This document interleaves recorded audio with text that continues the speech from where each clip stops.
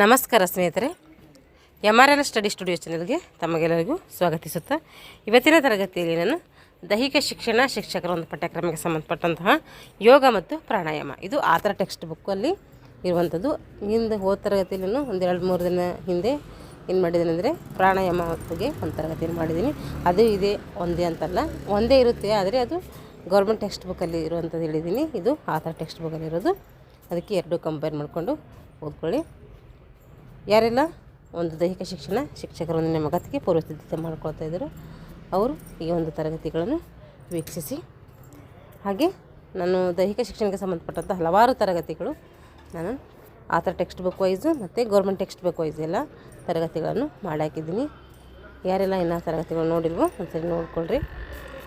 ಇವತ್ತಿನ ತರಗತಿಯಲ್ಲಿ ನಾವು ಯೋಗ ಮತ್ತು ಪ್ರಾಣಾಯಾಮ ಈ ಒಂದು ಟಾಪಿಕ್ ಮೇಲೆ ಇವತ್ತಿನ ತರಗತಿಯನ್ನು ತಿಳ್ಕೊಳ್ಳೋಣ.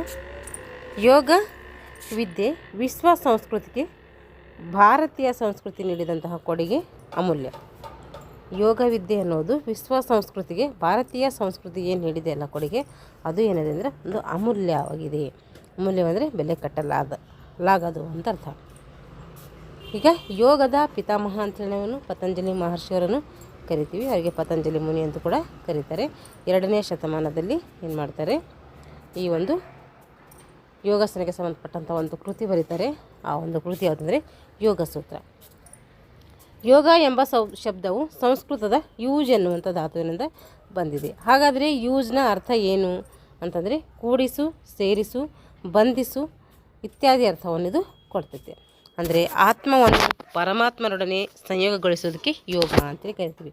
ನಮ್ಮ ಆತ್ಮವನ್ನು ಪರಮಾತ್ಮನೊಡನೆ ಸಂಯೋಗಗೊಳಿಸುವುದು ಅಥವಾ ಕೂಡಿಸುವುದಕ್ಕೆ ಏನಂತೀವಿ ನಾವು ಯೋಗ ಅಂಥೇಳಿ ಕರಿತೀವಿ. ಯೋಗ ಚಿತ್ತವೃತ್ತಿ ನಿರೋಧ.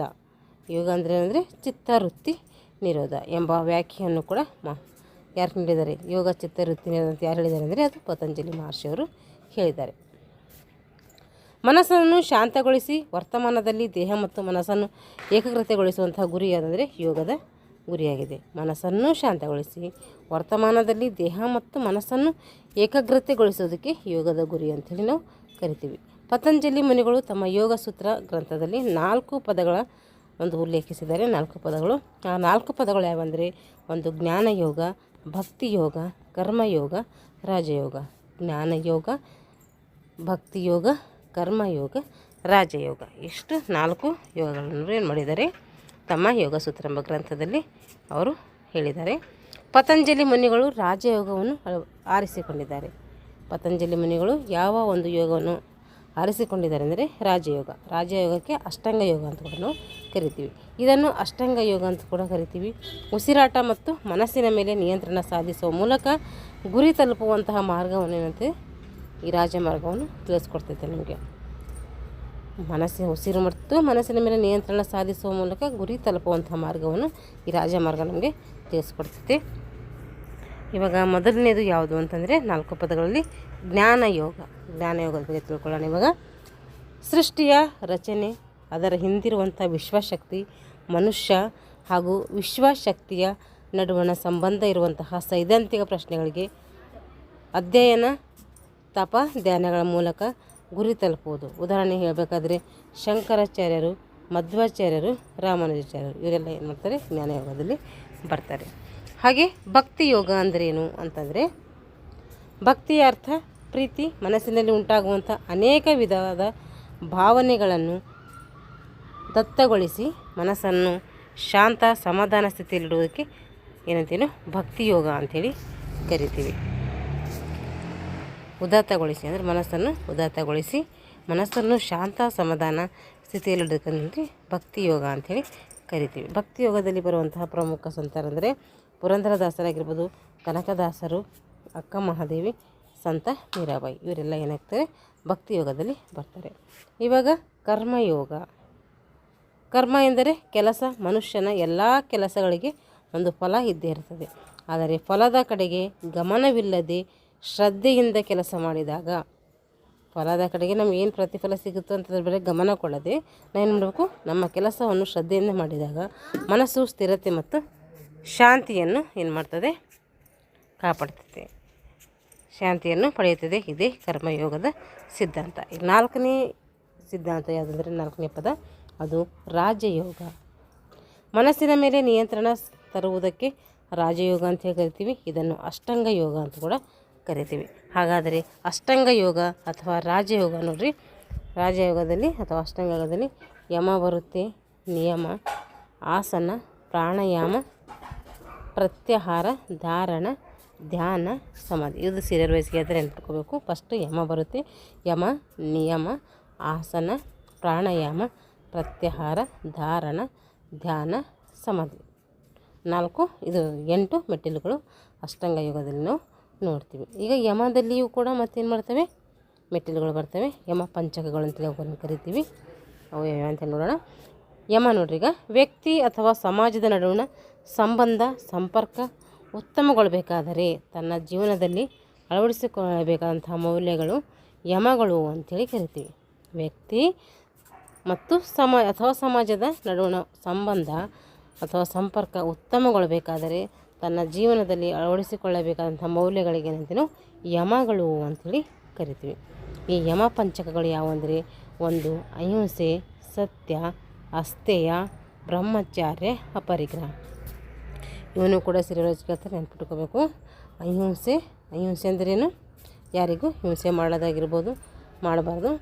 ಅದು ನಮ್ಮ ನಮ್ಮ ಮಾತಿನಿಂದಲೂ ಆಗಿರ್ಬೋದು ಅಥವಾ ನಮ್ಮ ಕೆಲಸದಿಂದಲೂ ಯಾವುದೇ ರೀತಿಯಾದಂಥ ಹಿಂಸೆಯನ್ನು ನಾವು ಮಾಡಬಾರ್ದು. ಸತ್ಯ, ಯಾವಾಗಲೂ ಸತ್ಯವನ್ನೇ ನುಡಿಬೇಕು. ಆಸ್ಥೇಯ ಅಂದ್ರೇನು, ಕಳ್ಳತನ ಮಾಡದಿರೋದು. ಬ್ರಹ್ಮಚರ್ಯ, ಏನು ಮಾಡಬೇಕು ನಾವು, ಬ್ರಹ್ಮಚರ್ಯವನ್ನು ಪಾಲನೆ ಮಾಡಬೇಕು. ಹಾಗೆ 5ನೇದು ಯಾವುದಂದರೆ ಅಪರಿಗ್ರಹ. ನಮ್ಮ ಅವಶ್ಯಕತೆಗಿಂತ ಹೆಚ್ಚಾಗಿ ನಾವು ಏನು ಮಾಡ್ತೀವಿ, ಸಂಗ್ರಹಣೆ ಮಾಡ್ಕೊತೀವಿ, ಅದನ್ನು ಮಾಡಬಾರ್ದು. ಹೀಗೆ 5 ಏನು ಮಾಡ್ತೇವೆ ನಮಗೆ ಯಮದಲ್ಲಿ ಕಂಡುಬರ್ತೇವೆ. ಅಹಿಂಸೆ,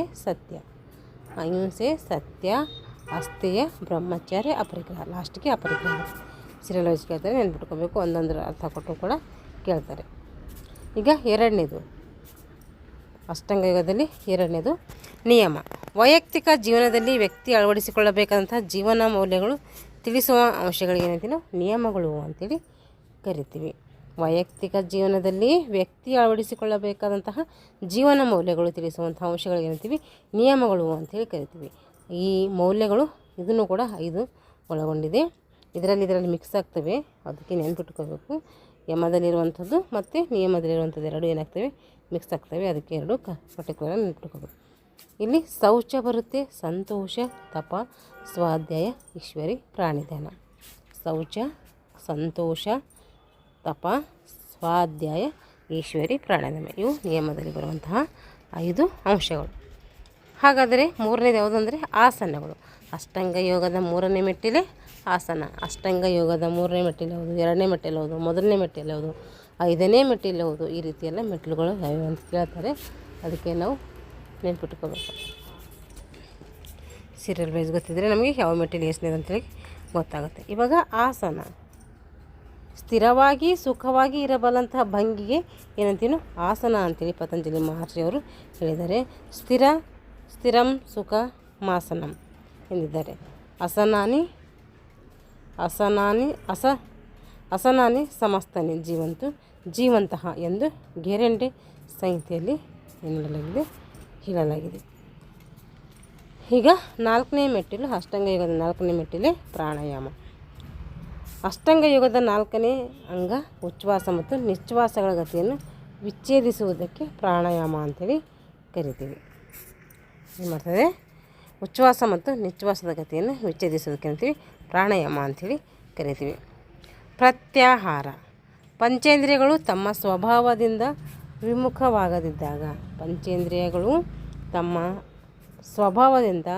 ವಿಮುಖವಾಗದಿದ್ದಾಗ ಅವುಗಳನ್ನು ಒಳಮುಖ ಮಾಡಲು ಅವುಗಳ ಮುಂದೆ ಬೇರೊಂದು ವಸ್ತುವನ್ನು ಆಹಾರವಾಗಿ ನೀಡುವುದಕ್ಕೆ ಪ್ರತ್ಯಾಹಾರ ಅಂಥೇಳಿ ಕರಿತೀವಿ. ನೋಡ್ರಿ, ಇದು ಏನಂದರೆ ಪಂಚೇಂದ್ರಿಯಗಳು ಏನು, ಕಣ್ಣು, ಕಿವಿ, ಮೂಗು, ನಾಲಿಗೆ, ಚರ್ಮ, ಇವೇನು ಪಂಚೇಂದ್ರಿಯಗಳಿದ್ದಾವೆ, ಆ ಪಂಚೇಂದ್ರಿಯಗಳು ತಮ್ಮ ಸ್ವಭಾವದಿಂದ ಏನಾಗ್ತಾ ಇದ್ದಾವೆ, ವಿಮುಖವಾಗದಿದ್ದಾಗ ಅವುಗಳನ್ನು ಒಳಮುಖ ಮಾಡಲು ಅವುಗಳ ಮುಂದೆ ಬೇರೊಂದು ವಸ್ತುವನ್ನು ಆಹಾರವಾಗಿ ನೀಡುವುದಕ್ಕೆ ಏನಂತೀವಿ ನಾವು ಪ್ರತ್ಯಾಹಾರ ಅಂಥೇಳಿ ಕರಿತೀವಿ. ಇದು ಅಂತರಂಗ ಮತ್ತು ಬಹಿರಂಗ ಯೋಗಗಳ ನಡುವಣ ಸಂಪರ್ಕದ ಒಂದು ಸೇತುವೆಯಾಗಿ ಕೆಲಸವನ್ನು ಮಾಡ್ತದೆ. 6ನೇ ಮೆಟ್ಟಿಲು ಯಾವುದಂದರೆ ಅದು ಧಾರಣ. ಇದು ಅಷ್ಟಾಂಗ ಯೋಗದ 6ನೇ ಅಂಗ. ಧ್ಯಾನಕ್ಕೆ ಪೂರ್ವಭಾವಿ ತಯಾರಿ. ಧಾರಣ ಪ್ರಯತ್ನ ಪೂರ್ವಕವಾಗಿ ಮನಸ್ಸನ್ನು ಏಕಾಗ್ರತೆಗೊಳಿಸೋದಕ್ಕೆ ಧಾರಣ ಅಂಥೇಳಿ ಕರಿತೀವಿ. 7ನೇ ಮೆಟ್ಟಿಲು ಧ್ಯಾನ. ಅಷ್ಟಾಂಗ ಯೋಗದ 7ನೇ ಮೆಟ್ಟಿಲು ಅಥವಾ 7ನೇ ಅಂಗ ಯಾವುದಂದರೆ ಅದು ಧ್ಯಾನ. ಅಂದರೆ ಗಮನಿಸು ಮನಸ್ಸನ್ನು ನಿರಾಯಾಸವಾಗಿ ಒಂದು ವಸ್ತುವಿನ ಮೇಲೆ ಏಕಾಗ್ರತೆಗೊಳಿಸೋದಕ್ಕೆ ಏನಂತೀವಿ ಧ್ಯಾನ ಅಂಥೇಳಿ ಕರಿತೀವಿ. ಈಗ ಸಮಾಧಿ. ಅಷ್ಟಾಂಗ ಯೋಗದ ಕೊನೆಯ ಮೆಟ್ಟಿಲೆ ಸಮಾಧಿ.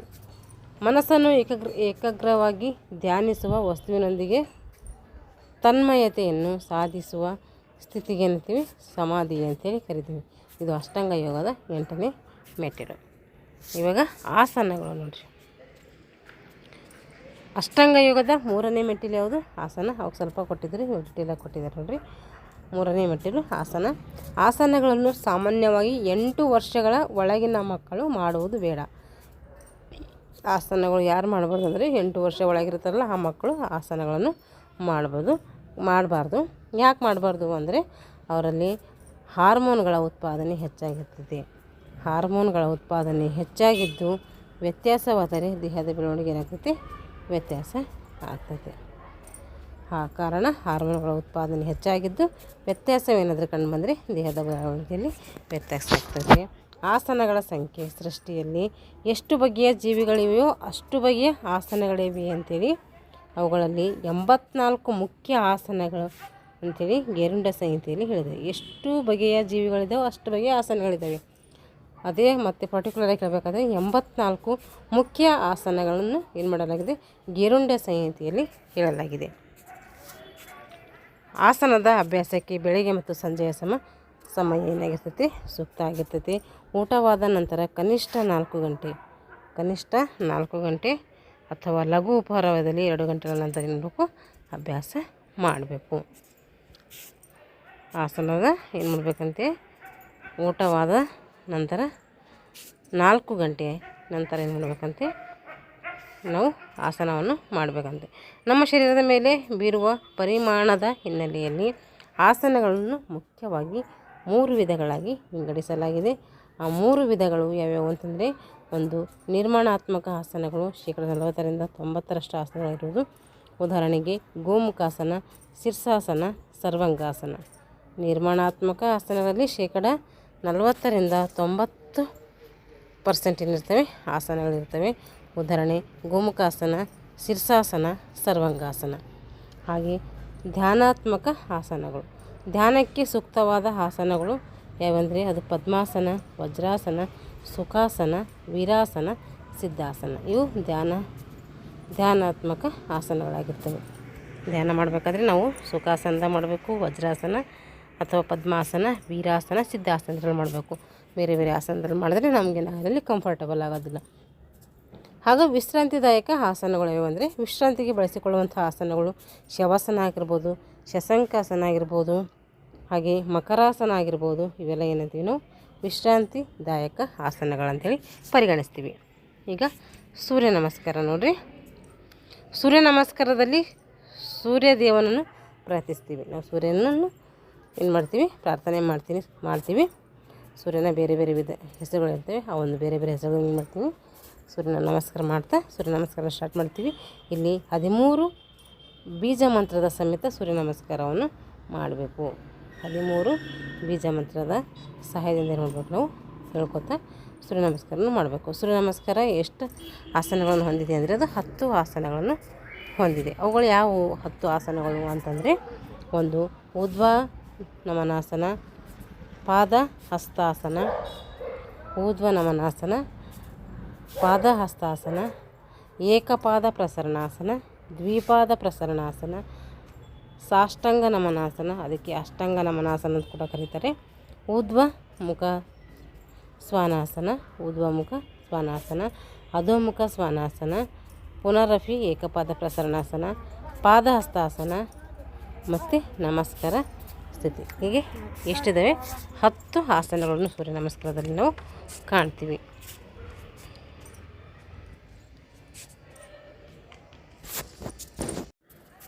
ಇವಾಗ ನೋಡಿರಿ, ಇಲ್ಲಿ ಗಮನಿಸಬೇಕಾದಂಥ ಅಂಶಗಳು. ನಿಂತು ಮಾಡುವ ಆಸನಗಳ ಮೂಲ ಸ್ಥಿತಿ ಹೆಂಗಿರಬೇಕು ಅಂತಂದರೆ ಅದು ಸಮಸ್ಥಿತಿಯಲ್ಲಿ ಇರಬೇಕು. ನಿಂತು ಮಾಡುವ ಆಸನಗಳ ಸ್ಥಿತಿ ಯಾವ ಸ್ಥಾನ ಇರಬೇಕು ಅಂದರೆ ಅದು ಸಮಸ್ಥಿತಿಯಲ್ಲಿ ಇರಬೇಕು.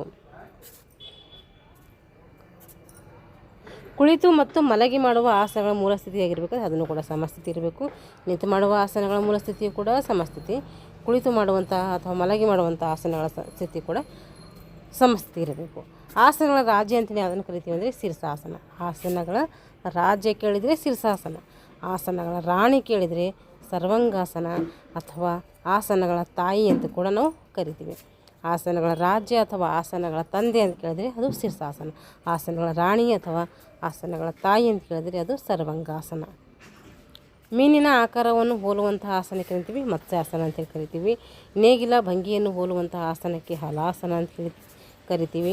ಮೊಸಳೆಯ ವಿಶ್ರಾಂತಿಯನ್ನು ಹೋಲುವಂತಹ ಭಂಗಿಯ ಆಸನಕ್ಕೆ ಮಕರಾಸನ ಅಂತ ಕರಿತೀವಿ. ಹೆಡೆ ಎತ್ತಿದ ಸರ್ಪವನ್ನು ಹೋಲುವ ಭಂಗಿಯ ಆಸನಕ್ಕೆ ಭುಜಂಗಾಸನ ಅಂತ ಕರಿತೀವಿ. ಮಿಡತೆ ಭಂಗಿಯನ್ನು ಹೋಲುವ ಆಸನಕ್ಕೆ ಶಲಭಾಸನ ಅಂತೇಳಿ ಕರಿತೀವಿ. ಎಲ್ಲ ವೆರಿ ಇಂಪಾರ್ಟೆಂಟ್, ನೆನ್ಪಿಟ್ಕೊಳ್ಳೇಬೇಕು. ಹಾಗೆ ಬಾಗಿದ ಬಿಲ್ಲನ್ನು ಹೋಲುವಂಥ ಆಸನಕ್ಕೆ ಧನುರಾಸನ ಅಂಥೇಳಿ ಕರಿತೀವಿ. ದೋಣಿಯನ್ನು ಹೋಲುವಂಥ ಆಸನಕ್ಕೆ ನೌಕಾಸನ ಅಂತೇಳಿ ಕರಿತೀವಿ. ಗೋವಿನ ಮುಖವನ್ನು ಹೋಲುವಂಥ ಆಸನಕ್ಕೆ ಗೋಮುಖಾಸನ ಅಂತೇಳಿ ಕರಿತೀವಿ. ಒಂಟೆ ಅಂದ್ರೇ ಉಷ್ಟ್ರ, ಒಂಟೆಯ ಭಂಗಿಯನ್ನು ಹೋಲುವಂಥ ಆಸನಕ್ಕೆ ಉಷ್ಟ್ರಾಸನ ಅಂತ ಕರಿತೀವಿ. ಹಂಸದ ಭಂಗಿಯನ್ನು ಹೊಂದಿದರೆ ಅದಕ್ಕೆ ಹಂಸಾಸನ. ನಿಲುವಿನ ಭಂಗಿಯನ್ನು ಹೋಲುವ ಆಸನಕ್ಕೆ ಮಯೂರಾಸನ. ಮಯೂರ ಅಂದ್ರೆ ನವಿಲು, ಅದರ ಹೆಸರು ಮೇಲೆ ಅದರಿದೆ. ತಾವರೆಯ ಹೂವನ್ನು ಹೋಲುವಂಥ ಆಸನಕ್ಕೆ ಪದ್ಮಾಸನ. ಮರದಂತೆ ಅಚಲವಾಗಿ ನಿಲ್ಲುವಂತಹ ಆಸನಕ್ಕೆ ವೃಕ್ಷಾಸನ ಅಂತಲೇ ಕರಿತೀವಿ. ಇವೆಲ್ಲ ಏನದು ಅಂದರೆ ಆಸನಗಳ ಹೆಸರುಗಳ ಮೇಲೆ ಇದ್ದಾವೆ. ಗರುಡನ ಆಕಾರವನ್ನು ಹೋಲುವಂಥ ಆಸನಕ್ಕೆ ಗರುಡಾಸನ ಅಂತೇಳಿ ಕರಿತೀವಿ. ಕುರ್ಜಿಯಂತೆ ನಿಲ್ಲುವಂಥ ಆಸನಕ್ಕೆ ಉತ್ಕಾಟಾಸನ ಅಂತ ಕರಿತೀವಿ. ಅಪರ್ಣವಾಯು ಹೊರಹಾಕಲು ಮಾಡುವಂಥ ಆಸನಕ್ಕೆ ಪವನ ಮುಕ್ತ ಆಸನ ಅಂತಲೇ ಕರಿತೀವಿ. ಇಷ್ಟು ಆಸನಕ್ಕೆ ಸಂಬಂಧಪಟ್ಟಂಥ ವೆರಿ ಇಂಪಾರ್ಟೆಂಟ್ ಪ್ರಶ್ನೆಗಳು, ನೆನ್ಪಿಟ್ಕೋಬೇಕು. ಒಂದಿಲ್ಲ ಒಂದು ಪ್ರಶ್ನೆ ಇದರಲ್ಲಿ ಬಂದೇ ಬರ್ತೈತೆ. ಈಗ ಅಷ್ಟಾಂಗ ಯೋಗದ 4ನೇ ಮೆಟ್ಟಿಲು ಯಾವುದಂದರೆ ಅದು ಪ್ರಾಣಾಯಾಮ. ಅಷ್ಟಾಂಗ ಯೋಗದ 4ನೇ ಮೆಟ್ಟಿಲು ಪ್ರಾಣಾಯಾಮ ಇರ್ತದೆ. ಇದು ಉಚ್ಛ್ವಾಸ ಮತ್ತು ನಿಶ್ವಾಸಗಳ ಗತಿಯನ್ನು ವಿಚ್ಛೇದಿಸುವುದಕ್ಕಿಂತಲೂ ಪ್ರಾಣಾಯಾಮ ಅಂಥೇಳಿ ಕರಿತೀವಿ. ಆರೋಗ್ಯವಂತ ಮನುಷ್ಯ 1 ನಿಮಿಷಕ್ಕೆ 14ರಿಂದ 20 ಬಾರಿ ಏನು ಮಾಡಬೇಕು, ಉಸಿರಾಡಬೇಕು. ಒಬ್ಬ ಆರೋಗ್ಯವಂತ ವ್ಯಕ್ತಿ ಇದ್ದಾನೆಂದರೆ ಅವನ ಉಸಿರಾಟ ಎಷ್ಟಿರಬೇಕು ನಿಮಿಷಕ್ಕಂದರೆ 14ರಿಂದ 20 ಇರಬೇಕು. ಪ್ರಾಣಶಕ್ತಿ ನಮ್ಮ ದೇಹದಲ್ಲಿ ಹರಿಯುವಂಥ ಮಾರ್ಗಗಳಿಗೆ ನಾಡಿ ಅಂತೇಳಿ ಕರಿತೀವಿ. ಪ್ರಾಣಶಕ್ತಿ ನಮ್ಮ ದೇಹದಲ್ಲಿ ಹರಿಯುವ ಮಾರ್ಗಗಳಿಗೆ ನಾಡಿ ಅಂತೇಳಿ ಕರಿತೀವಿ. ಸುಮಾರು 76,000 ನಾಡಿಗಳಿವೆ ನಮ್ಮ ದೇಹದಲ್ಲಿ. ಸುಮಾರು 76,000 ನಾಡಿಗಳಿದ್ದಾವೆ. ಅವುಗಳಲ್ಲಿ ಮುಖ್ಯವಾಗಿ 3 ನಾಡಿಗಳು ಹೆಚ್ಚು ಪರಿಣಾಮಕಾರಿಯಾಗಿವೆ. ಅವು 3 ನಾಡಿಗಳು ಯಾವಂದರೆ, ಒಂದು ಇಡ, ಪಿಂಗಳ ಹಾಗೂ ಸುಷುಮ್ನ. ಇಂಪಾರ್ಟೆಂಟ್, ಇವು ನೆನ್ಪಿಟ್ಕೋಬೇಕು. ಇಡ, ಪಿಂಗಳ, ಸುಷುಮ್ನ. ನಾಡಿನ ಮೂಗಿನ ಎಡ ಹೊಳ್ಳೆಯನ್ನು ಇಡನಾಡಿ ಅಂತ ಕರಿತೀವಿ. ನಾಡಿಗೆಲ್ಲದು ನಾಡಿನ ಮೂಗಿನ ಎಡಹೊಳ್ಳೆಯನ್ನು ಇಡನಾಡಿ ಅಂತ ಕರಿತೀವಿ. ನೆನ್ಪಿಟ್ಕೋಬೇಕು, ಅದನ್ನು ಮುಟ್ಕೊಂಡು ನೋಡ್ಕೊಂಡ್ರೆ ಸರಿ. ನಾಡಿನ ಮೂಗಿನ ಎಡಹೊಳೆಯನ್ನು ಏನಂತೀವಿ, ಇಡನಾಡಿ ಅಥವಾ ಚಂದ್ರನಾಡಿ ಅಂಥೇಳಿ ಕರಿತೀವಿ. ಬಲಹೊಳ್ಳೆಗೆ ಏನಂತೀವಿ, ಎಡಹೊಳ್ಳೆಗೆ ಇಡನಾಡಿ ಅಥವಾ ಚಂದ್ರನಾಡಿ ಅಂತ ಕರೆದರೆ, ಬಲಹೊಳ್ಳೆಯನ್ನು ಏನಂತೀವಿ, ಪಿಂಗಳ ಅಥವಾ ಸೂರ್ಯನಾಡಿ ಅಂಥೇಳಿ ಕರಿತೀವಿ. ನೋಡಿರಿ, ಇಂಪಾರ್ಟೆಂಟು. ಇಡನಾಡಿ ಅಥವಾ ಚಂದ್ರನಾಡಿ ಅಂದರೆ ಎಡಹೊಳ್ಳೆ, ಮತ್ತು ಪಿಂಗಳ ಮತ್ತು ಸೂರ್ಯನಾಡಿ ಅಂದರೆ ಅದು ಬಲಹೊಳ್ಳೆ. ಚಂದ್ರನಾಡಿ ಶರೀರದ ತಂಪನ್ನು ಏನು ಮಾಡ್ತದೆ, ರಕ್ಷಿಸ್ತದೆ. ಸೂರ್ಯನಾಡಿ ಶರೀರದ ಉಷ್ಣತೆಯನ್ನು ಕಾಪಾಡುವಂಥ ಕೆಲಸ ಮಾಡ್ತದೆ. ನೀವು ಎರಡರ ಮೇಲೆ ನೆನ್ಪಿಟ್ಕೋಬೇಕು. ಈಗ ಪೂರಕ, ರೇಚಕ, ಕುಂಭಕ ಅಂತ ಬರ್ತೈತಿ. ಪೂರಕ ಅಂದರೆ ಉಸಿರನ್ನು ಒಳಗೆ ತೆಗೆದುಕೊತೀವಿ. ರೇಚಕ ಅಂದರೆ ಉಸಿರನ್ನು ಹೊರಗೆ ಬಿಡ್ತೀವಿ. ಕುಂಭಕ ಅಂದರೆ ಶ್ವಾಸವನ್ನು ತಡೆ ಹಿಡಿತೀವಿ, ಅಲ್ಲೇ ಹೋಲ್ಡ್ ಮಾಡ್ತೀವಿ. ಈ ರೀತಿ ಉಸಿರಾಟದಲ್ಲಿ 3 ಮುಖ್ಯವಾಗಿ ನಾವು ಪ್ರಕಾರಗಳನ್ನು ನೋಡ್ತೀವಿ. ಹಾಗೆ ಕುಂಭಕದಲ್ಲಿ ಮತ್ತೆ 3 ಪ್ರಕಾರಗಳಿದ್ದಾವೆ. ಒಂದು ಅಂತಃಕುಂಭಕ, ಬಾಹ್ಯ ಕುಂಭಕ, ಸಹಜ ಕುಂಭಕ. ಅಂತಃಕುಂಭಕ ಅಂದರೆ ಶ್ವಾಸವನ್ನು ತೆಗೆದುಕೊಂಡು ಒಳಗೆ ತಡೆ ಹಿಡಿಯೋದು. ಶ್ವಾಸವನ್ನು ಏನು ತೆಗೆದುಕೊಂಡಿರ್ತೀವಲ್ಲ ಅದು ಒಳಗಿನ ತೆಕ್ಕೊಂಡು ಒಳಗೆ ಹಿಡ್ಕೊಳ್ಳೋದು ಅಂತ ಅರ್ಥ. ಬಾಹ್ಯ ಕುಂಭಕ ಅಂದರೆ ಶ್ವಾಸವನ್ನು ಬಿಟ್ಟು ಹೊರಗೆ ತಡೆ ಹಿಡುವುದು. ಶ್ವಾಸವನ್ನು ಹೊರಗಡೆ ಬಿಟ್ಟ ಮೇಲೆ ಅಲ್ಲೇ ತಡೆ ಹಿಡಿಯುತ್ತೆ, ಅದಕ್ಕೆ ಅಂತೀವಿ ಬಾಹ್ಯ ಕುಂಭಕ ಅಂತೀವಿ. ಹಾಗೆ ಸಹಜ ಕುಂಭಕ ಅಂದರೆ ಪ್ರಯತ್ನವಿಲ್ಲದೆಯೇ ತಾನಾಗಿಯೇ ಕೆಲವು ಕ್ಷಣಗಳ ಕಾಲ ಏನು ಮಾಡ್ತದೆ, ಉಸಿರನ್ನು ನಿಲ್ಲಿಸ್ತೀವಿ. ಅದಕ್ಕೇನಂತೀವಿ ಸಹಜ ಕುಂಭಕ ಅಂತೇಳಿ ಕರಿತೀವಿ. ತಾನೇ ನಿಲ್ತದೆ, ನಾವು ನಿಲ್ಲಿಸ್ಬೇಕು ಅನ್ನೋದೇನಿಲ್ಲ, ಅದಕ್ಕೆ ಅಂತೀವಿ ಸಹಜ ಕುಂಭಕ ಅಂತೇಳಿ ಕರಿತೀವಿ. ಹಾಗೆ ಉಸಿರಾಟದ ವಿಧಗಳು ಉರ, ಉದರ, ಗ್ರೀವ್ ಉಸಿರಾಟ. ಉರ, ಉದರ, ಗ್ರೀವ್. ಪ್ರಾಣಾಯಾಮಕ್ಕೆ ಸೂಕ್ತವಾದಂಥ ಸಮಯ ಯಾವುದಂದರೆ ಬೆಳಗಿನ ಸಮಯ, ಸಂಧ್ಯಾ ಸಮಯ ಪ್ರಾಣಾಯಾಮಕ್ಕೆ ಸೂಕ್ತವಾದಂತಹ ಸ್ಥಳ ಆಗಿರ್ತೈತೆ. ಆಸನಗಳನ್ನು ಬೆನ್ನು ನೇರ ಮಾಡಿ ಯಾವುದಾದರೂ ಧ್ಯಾನ ಆಸನದಲ್ಲಿ ಅಭ್ಯಾಸ ಮಾಡಬೇಕು. ಆಸನಗಳನ್ನು ಬೆನ್ನು ನೇರು ಮಾಡಿ ಯಾವುದಾದರೂ ಧ್ಯಾನಾಸನದಲ್ಲಿ ಅಭ್ಯಾಸ ಮಾಡಬೇಕು. ಉದಾಹರಣೆ ಹೇಳಬೇಕಾದ್ರೆ ಪದ್ಮಾಸನ, ವಜ್ರಾಸನ, ಸುಖಾಸನ. ಪದ್ಮಾಸನ, ವಜ್ರಾಸನ, ಸುಖಾಸನ. ಪ್ರಾಣಾಯಾಮದ ಅಭ್ಯಾಸ ಕ್ರಮದಲ್ಲಿ ಮುಖ್ಯವಾಗಿ 2 ಪದ್ಧತಿಗಳಿದ್ದಾವೆ. ಒಂದು ಹಠಯೋಗ, ಇನ್ನೊಂದು ವಾಸಿಷ್ಠ ಯೋಗ. ಇವು ನೆನ್ಪಿಟ್ಕೋಬೇಕು. ಪ್ರಾಣಾಯಾಮದ ಅಭ್ಯಾಸ ಕ್ರಮದಲ್ಲಿ ಮುಖ್ಯವಾಗಿ 2 ಪ್ರಕಾರಗಳು ಕಾಣ್ತೇವೆ. ಒಂದು ಹಠಯೋಗ, ಇನ್ನೊಂದು ವಸಿಷ್ಠ ಯೋಗ. ಪ್ರಾಣಾಯಾಮ ಅಭ್ಯಾಸದ ಸಂದರ್ಭದಲ್ಲಿ ಬಳಸುವಂಥ ಮುದ್ರೆಗಳು ಯಾವುವು ಅಂತಂದರೆ ನಾಸಿಕ ಮುದ್ರೆ ಬಳಸ್ತೀವಿ, ಚಿನ್ಮುದ್ರೆ, ಚಿನ್ಮಯ ಮುದ್ರೆ, ಆದಿ ಮುದ್ರೆ, ಬ್ರಹ್ಮ ಮುದ್ರೆ. ಇಷ್ಟು ಮುದ್ರೆಗಳನ್ನು ಮಾಡ್ತೀನಿ ಪ್ರಾಣಾಯಾಮವನ್ನು ಮಾಡಬೇಕಾದ್ರೆ ಬಳಸ್ತೀವಿ. ಈಗ ಮುಖ್ಯವಾದಂಥ ಪ್ರಾಣಾಯಾಮಗಳು ನೋಡಿರಿ. ಚಂದ್ರಾನುಲೋಮ ವಿಲೋಮ. ಹಿಂಗಂದ್ರೇನು ಅಂದರೆ ಎಡ ಮೂಗಿನ ಹೊಳ್ಳೆಯಿಂದ ಏನು ಮಾಡ್ತೀವಿ, ಪೂರಕ ರೇಚಕ ಮಾಡುವಂಥದ್ದು. ಎಡ ಮೂಗಿನ ಹೊರಳೆಯಿಂದ ಉಸಿರು ತಗೊಂಡು ಎಡ ಮೂಗಿನ ಹೊರಳೆಯಿಂದನೇ ಉಸಿರು ಬಿಡೋದಕ್ಕೆ ಅಂತೀವಿ. ಅದಕ್ಕೆ ಚಂದ್ರಾನುಲೋಮ ವಿಲೋಮ ಅಂತೇಳಿ ಕರಿತೀವಿ. ಹಾಗೆ ಸೂರ್ಯಾನುಲೋಮ ವಿಲೋಮ ಅಂದರೆ ಬಲ ಹೊಳ್ಳೆಯ ಮೂಗಿನಿಂದ ಉಸಿರು ತಗೊಂಡು ಬಲ ಮೂಗಿನಿಂದಲೇ ಬಲ ಹೊಳ್ಳೆಯಿಂದಲೇ ಬಿಡಬೇಕು. ಅದಕ್ಕೇನಂತೀವಿ ಸೂರ್ಯ.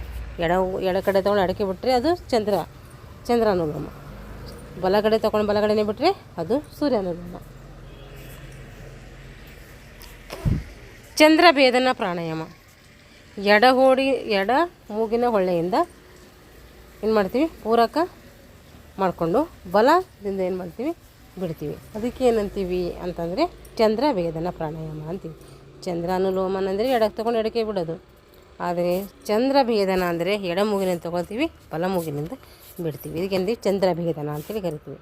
ಹಾಗೆ ಸೂರ್ಯಭೇದನ ಪ್ರಾಣಾಯಾಮ ಅಂತಂದರೆ ಇಲ್ಲಿ ಬಲ ಮೂಗಿನಿಂದ ಪೂರಕ ಮಾಡ್ಕೋತೀವಿ, ಎಡ ಮೂಗಿನಿಂದ ರೇಚಕ ಮಾಡ್ತೀವಿ. ಬಲದಿಂದ ತೊಗೊಂಡು ಎಡಕ್ಕೆ ಬಿಡ್ತೀವಿ. ಇದಕ್ಕೇಂತೀವಿ ಚಂದ್ರಭೇದನ.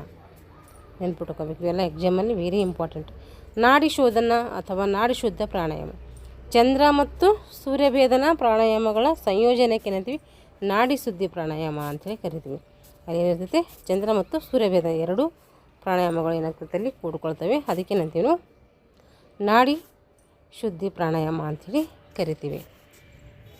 ಆಮೇಲೆ ಭಸ್ತ್ರಿಕಾ. ಕಮ್ಮಾರನ ಕುಲುಮೆಯಂತೆ ಗಾಳಿಯನ್ನು ತುಂಬಿಸಿಕೊಳ್ಳುತ್ತಾ ವೇಗವಾಗಿ ಹೊರಹಾಕುವಂತಹ ಒಂದು ಕ್ರಮಕ್ಕೆ ಏನಂತೀವಿ ಭಸ್ತ್ರಿಕಾ ಪ್ರಾಣಾಯಾಮ ಅಂತೇಳಿ ಕರಿತೀವಿ. ಕಮ್ಮಾರನ ಕುಲುಮೆಯಂತೆ ಗಾಳಿಯನ್ನು ತುಂಬಿಸಿಕೊಳ್ಳುತ್ತಾ ವೇಗವಾಗಿ ಹೊರಹಾಕುವಂತಹ ಒಂದು ಕ್ರಮಕ್ಕೆ ಏನಂತೀವಿ ಭಸ್ತ್ರಿಕಾ ಪ್ರಾಣಾಯಾಮ ಅಂತೇಳಿ ಕರಿತೀವಿ. ಹಾಗೆ ಉಜ್ಜಯಿ ಪ್ರಾಣಾಯಾಮ. ಶ್ವಾಸ ತೆಗೆದುಕೊಳ್ಳುತ್ತಾ ಗಂಟಲಿನ ಭಾಗದ ಗಾಳಿಯ ಸ್ಪರ್ಶದ ಶೋ ಶಬ್ದವನ್ನು ಗಮನಿಸುತ್ತಾ ಹೊರಬಿಡುವಾಗ ಹುಂ ಎಂಬ ಶಬ್ದ ಏನು ಮಾಡ್ತೀವಿ ನಾವು ಹೊರಗೆ ಹಾಕ್ತೀವಿ. ನೋಡ್ರಿ, ಶ್ವಾಸ ತೆಗೆದುಕೊಳ್ಳುತ್ತಾ ಗಂಟಲಿನ ಭಾಗದ ಗಾಳಿಯ ಸ್ಪರ್ಶದ ಗಾಳಿಯನ್ನು ತೆಗೆದುಕೊಳ್ತೀವಲ್ಲ ಆ ಒಂದು ಸ್ಪರ್ಶದಿಂದ ಶೋ ಶಬ್ದವನ್ನು ಗಮನಿಸುತ್ತಾ ಹೊರಬಿಡುವಾಗ ಏನು ಮಾಡ್ತೀವಿ ನಾವು ಹಂ ಎಂಬ ಶಬ್ದ ಏನು ಮಾಡ್ತೀವಿ ಬಿಡ್ತೀವಿ. ಶಬ್ದ ರೀತಿ ಮಾಡುವಂಥ ಕ್ರಮ ಕಫ ನಿವಾರಣೆ ಆಗ್ತೈತಿ. ಈ ಒಂದು ಅಸ್ತಮ ನಿವಾರಣೆ ಹಾಗೂ ಉಸಿರಾಟ ತೊಂದರೆಗೆ ಏನಾಗ್ತೈತೆ, ಉಸಿರಾಟ ತೊಂದರೆ ನಿವಾರಣೆ ಮಾಡಲಿಕ್ಕೆ ಇದು ವೆರಿ ಇಂಪಾರ್ಟೆಂಟ್ ಆಗ್ತೈತೆ. ಈಗ ಭ್ರಾಮರಿ ಪ್ರಾಣಾಯಾಮ. ದುಂಬಿಯಂತೆ ತುಟಿ ಮುಚ್ಚಿ ಮ ಆಕಾರದ ಝೇಂಕಾರ ಮಾಡುವ ಪ್ರಾಣಾಯಾಮ. ನಿದ್ರೆ ಬರದಿರುವ ತೊಂದರೆ ನಿವಾರಣೆ ಆಗ್ತೈತಿ. ಇದು ಮಾಡೋದರಿಂದ ಸ್ವರದಲ್ಲಿ ಏರಿಳಿತಕ್ಕೆ ಏನಾಗ್ತೈತೆ ಸಹಾಯ ಆಗ್ತೈತೆ. ಸಂಗೀತ ಅಭ್ಯಾಸ ಮಾಡೋರಿಗೆ ಇದು ಉಪಯುಕ್ತವಾಗ್ತೈತಿ. ಸ್ಮರಣ ಶಕ್ತಿ, ಗ್ರಹಣ ಶಕ್ತಿ, ಏಕಾಗ್ರತೆ ಎಲ್ಲವೂ ಕೂಡ ಹೆಚ್ಚಾಗ್ತದೆ ಇದರಿಂದ. ಈಗ ಶೀತಲಿ ಪ್ರಾಣಾಯಾಮ. ನಾಲಿಗೆಯನ್ನು ಹಕ್ಕಿಯ ಕೊಕ್ಕೆಯಂತೆ ಮಡಚಬೇಕು. ಬಾಯಿಂದ ಪೂರಕ, ಮೂಗಿನಿಂದ ರೇಚಕ ಮಾಡುವಂತಹ ಪ್ರಾಣಾಯಾಮ. ಈ ರೀತಿ ನಾಲಿಗೆಯ ಕೊಕ್ಕಿನಂತೆ ಹಕ್ಕಿಯ ಕೊಕ್ಕೆಯಂತೆ ನಾಲಿಗೆಯನ್ನು ಮಡಚಿ ಬಾಯಿಂದ ಏನು ಮಾಡ್ತೀನಿ ಉಸಿರನ್ನು ತೆಗೆದುಕೊಂಡು ಆಮೇಲೆ ಏನು ಮಾಡ್ತೀವಿ ಮೂಗಿನಿಂದ ಬಾಯಿ ಮುಚ್ಕೊಂಡು ಮೂಗಿನಿಂದ ಉಸಿರನ್ನು ಬಿಡ್ತೀವಿ. ಇದಕ್ಕೇಂತೀವಿ ಶೀತಲಿ ಪ್ರಾಣಾಯಾಮ ಅಂತೇಳಿ ಕರಿತೀವಿ. ಸಿತ್ಕಾರಿ ಅಥವಾ ಸಿತ್ಕಾಲಿ ಪ್ರಾಣಾಯಾಮ ಅಂದರೆ ನಾಲಿಗೆಯನ್ನು ಮೇಲಂಗಳಕ್ಕೆ ತಾಗುವಂತೆ ಮಡಚಿ, ನಾಲಿಗೆ ಇದೆಯಲ್ಲ ನಮ್ಮ ನಾಲಿಗೆಯನ್ನು ಮೇಲಂಗಳಕ್ಕೆ ತಾಗುವಂತೆ ಮಡಚಿ ನಾಲಿಗೆಯ ಸಂಧಿಯಿಂದ ಸಿತ್ ಎಂಬ ಶಬ್ದ ಬರುವಂತೆ ಪೂರಕ, ಮೂಗಿನಿಂದ ರೇಚಕ ಬಾಯಿಂದ ಪೂರಕ, ಮೂಗಿನಿಂದ ರೇಚಕ ಮಾಡ್ತೀವಿ. ನೋಡಿರಿ, ಸಂಧಿಯಿಂದ ಏನು ಮಾಡಬೇಕು, ನಾಲಿಗೆಯ ಸಂಧಿಯಿಂದ ಶಿತ್ ಎಂಬ ಶಬ್ದ ಬರುವಂತೆ ಪೂರಕ ಮತ್ತು ಮೂಗಿನಿಂದ ರೇಚಕ ಮಾಡಬೇಕು. ಈಗ ಸದಂತ ಪ್ರಾಣಾಯಾಮ ನೋಡ್ರಿ. ಬಾಯಿಯಲ್ಲಿರುವಂತಹ ಎಲ್ಲ ಹಲ್ಲುಗಳನ್ನು ಒತ್ತಿ ಹಿಡಿದು, ಬಾಯಿಯಲ್ಲಿ ಎಷ್ಟು ಹಲ್ಲಿದಾವೋ ಎಲ್ಲ ಹಲ್ಲುಗಳನ್ನು ಒತ್ತಿ ಹಿಡಿದು ಹಲ್ಲುಗಳ ಸಂಧಿಯಿಂದ ಶಬ್ದ ಸಮೇತ ಪೂರಕ ಮಾಡಬೇಕು. ಮೂಗಿನಿಂದ ಏನು ಮಾಡಬೇಕು, ರೇಚಕ ಮಾಡಬೇಕು. ಬಾಯಲ್ಲಿರುವ ಎಲ್ಲ ಹಲ್ಲುಗಳನ್ನು ಒತ್ತಿ ಹಿಡ್ಕೊಂಡು ಏನು ಮಾಡಬೇಕು, ಹಲ್ಲುಗಳ ಸಂಧಿನಿಂದ ಶಬ್ದ ಸಮೇತ ಏನು ಮಾಡಬೇಕು, ಪೂರಕ ಉಸಿರನ್ನು ತೆಗೆದುಕೊಳ್ಬೇಕು. ಆಮೇಲೆ ಮೂಗಿನಿಂದ ಉಸಿರನ್ನು ಬಿಡಬೇಕು. ಇದಕ್ಕೇನಂತೀವಿ, ಸದಂತ ಅಂಥೇಳಿ ಕರಿತೀವಿ. ಇಲ್ಲೇನು ಮಾಡ್ತೀವಿ, ಸಿದ್ಕರಿದಾಗ ನಾಲಿಗೆಯನ್ನು ಮೇಲ್ಭಾಗಕ್ಕೆ ತಾಗಿಸ್ತೀವಿ. ಇಲ್ಲಿ ಆ ರೀತಿ ಮಾಡೋದಿಲ್ಲ. ಇಷ್ಟೇ ಡಿಫ್ರೆನ್ಸ್ ಇಲ್ಲಿ. ಈ ಮೇಲಿನ 3 ಪ್ರಾಣಾಯಾಮಗಳ ಚಳಿಗಾಲದಲ್ಲಿ ಬೇಡ. ಇವು ತಂಪಾದ ಪ್ರಾಣಾಯಾಮಗಳು. ಬಾಯಿಯ ಹುಣ್ಣು ನಿಯಂತ್ರಿಸ್ತವೆ. ಇದೇನು ಮಾಡ್ತವೆ, ಈ ಮೇಲಿನ 3 ಪ್ರಾಣಾಯಾಮದವಲ್ಲ ಅವು ಚಳಿಗಾಲದಲ್ಲಿ ಮಾಡಬಾರ್ದು. ಇವು ತಂಪಾದ ಪ್ರಾಣಾಯಾಮಗಳು. ತಂಪನ್ನು ಮಾಡ್ಕೋಬೇಕಾದ್ರೆ ನಾವು ಮಾಡ್ಕೋಬೇಕು, ಬೇಸಿಗೆ ಟೈಮಲ್ಲಿ ಮಾಡಬೇಕು. ಬಾಯಿಯ ಹುಣ್ಣು ನಿಯಂತ್ರಿಸ್ತದೆ. ಇದು ಉದ್ವೇಗ, ಒತ್ತಡಗಳಿಂದ ಮನಸ್ಸನ್ನು ಏನು ಮಾಡ್ಬೋದು, ನಾವು ಶಾಂತಗೊಳಿಸ್ಕೋಬೋದು. ಈಗ ಯೋಗಾಸನ ಸ್ಪರ್ಧೆಗಳ ನಿಯಮಗಳು, ಹೇಗೆ ನಾವು ಯೋಗಾಸನವನ್ನು ಮಾಡಬೇಕು ಅಂಥೇಳಿ ನೋಡಿರಿ. ಯಾವ್ಯಾವ ನಿಯಮಗಳನ್ನು ನಾವು ಪಾಲನೆ ಮಾಡಬೇಕಂತೇಳಿ. ಒಂದು ತಂಡವು ಕಾಯ್ದಿರಿಸಿದ ಸ್ಪರ್ಧೆಯು ಸಹಿತ ಗರಿಷ್ಠ 5 ಸ್ಪರ್ಧೆಗಳು ಇರಬೇಕು. ಯೋಗಾಸನ ಸ್ಪರ್ಧೆ ಹೋಗಿದೆ ಅಂದರೆ ಅಲ್ಲ, 5 ಸ್ಪರ್ಧೆಗಳಿರಬೇಕು. ಒಂದು ತಂಡದಲ್ಲಿ ಕಾಯ್ದಿರಿಸಿದ ಸ್ಪರ್ಧೆಯ ಸಹಿತ ಅಂದರೆ ಬದಲಿ ಆಟಗಾರರು ಇರ್ತಾರಲ್ಲ, ಅವರು ಎಲ್ಲರೂ ಸೇರಿಕೊಂಡು 5 ಸ್ಪರ್ಧೆಗಳಿರಬೇಕು. 4 ಸ್ಪರ್ಧಿಗಳಿಗಿಂತ ಕಡಿಮೆ ಸ್ಪರ್ಧಿಗಳಿರುವಂತಹ ತಂಡವು ತಂಡ ಪ್ರಶಸ್ತಿಗೆ ಅರ್ಹರಿಲ್ಲ. ಏನಾದರೂ 4 ಜನ ಇದ್ದರೆ ಅದು ಏನಾಗಲಿಕ್ಕೆ ಪ್ರಶಸ್ತಿಗೆ ಅರ್ಹವಾಗಿಲ್ಲ, ಅಂದರೆ ಆಟ ಆಡಲಿಕ್ಕೆ ಯೋಗ್ಯವಾಗಿರೋದಿಲ್ಲ. ತಂಡ ಪ್ರಶಸ್ತಿಗೆ ಮೊದಲನೇ ಉತ್ತಮ ಸ್ಪರ್ಧಿಗಳ ಅಂಕಗಳೊಂದಿಗೆ ಏನು ಮಾಡಬೇಕು, ಪರಿಗಣಿಸಬೇಕು.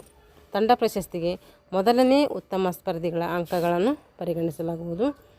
ಎ, ಬಿ ಮತ್ತು ಸಿ ಗ್ರೇಡ್ ಎಂಬ 3 ಗುಂಪಿನ ಆಸನಗಳಿರ್ತವೆ. ಇಲ್ಲಿ ಎ, ಬಿ ಮತ್ತು ಸಿ ಗ್ರೇಡ್ ಎಂಬ 3 ಆಸನಗಳಲ್ಲಿ ಇರ್ತವೆ.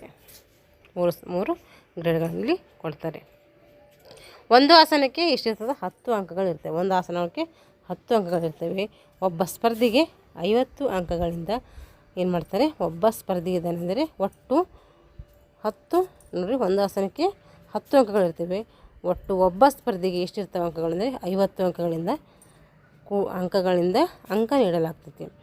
ಎ, ಬಿ ಮತ್ತು ಸಿ ಗ್ರೇಡ್ನಿಂದ ಒಂದೊಂದು ಆಸನ ಮತ್ತು 2 ಐಚ್ಛಿಕ ಆಸನಗಳನ್ನು ಪ್ರದರ್ಶಿಸಬೇಕು. ಎ, ಬಿ, ಸಿಯಿಂದ ಏನು ಮಾಡಬೇಕು, ಒಂದೊಂದು ಆಸನ ಮಾಡಬೇಕು.